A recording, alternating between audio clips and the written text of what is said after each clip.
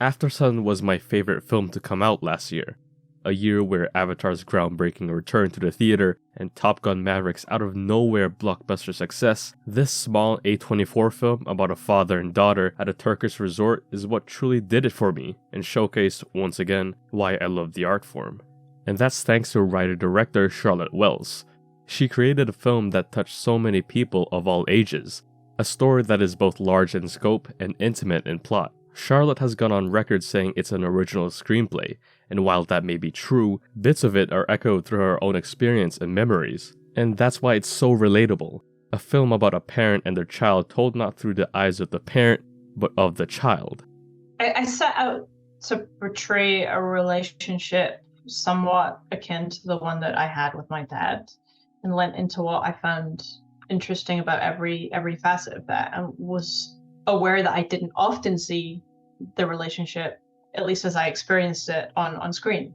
You know, I'm sure I'm not the first, but it isn't depicted very often, and I was aware of that, definitely. And this idea of shielding your kids and seeing your parents as people, you see them as people when they don't live up to your expectations, and they fail to fulfill absolutely that role of parent that they perform for you, you know, and you suddenly see them in one of the other roles that they have in life. With this choice in how the story is structured, it not only allows the daughter to discover herself, but her father as well.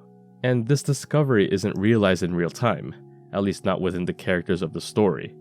It's done as a reflection on those memories as an adult, seemingly the same age as her father in these memories. And this adds another layer to the story, as the daughter has gone through those same stages of life that he did, and this opens the door for her to understand those last memories of her father, to see the signs that she wasn't able to see at the time. And let's not kid ourselves about what the film is about.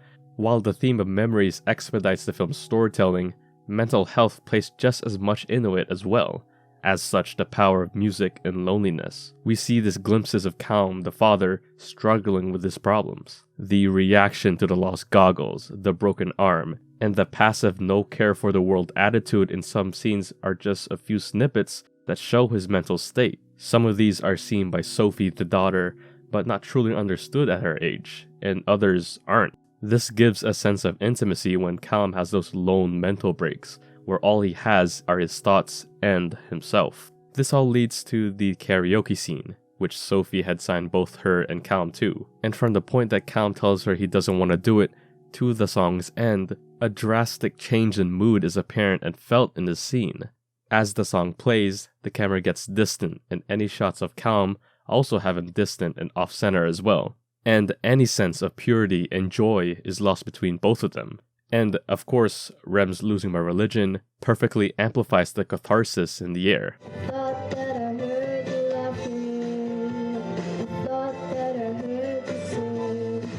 Or the music, that very long outro of this song.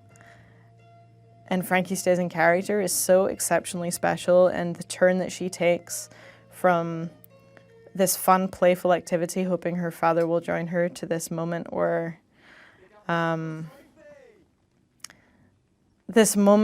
there is like an innocence lost, you know? For me, this scene early on in the script represented the transition from childhood to adolescence, where self-consciousness creeps in.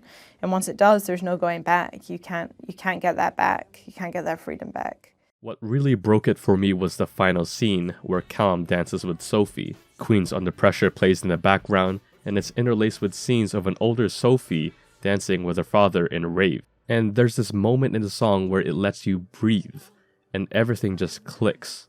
A moment of acceptance and maybe a moment of understanding. Not just from Sophie, but us, the audience, as well. The realization that people, especially our parents, are just trying to do their best, whether we realize that now or later. This is when the music transitions from being in the background to being in the foreground.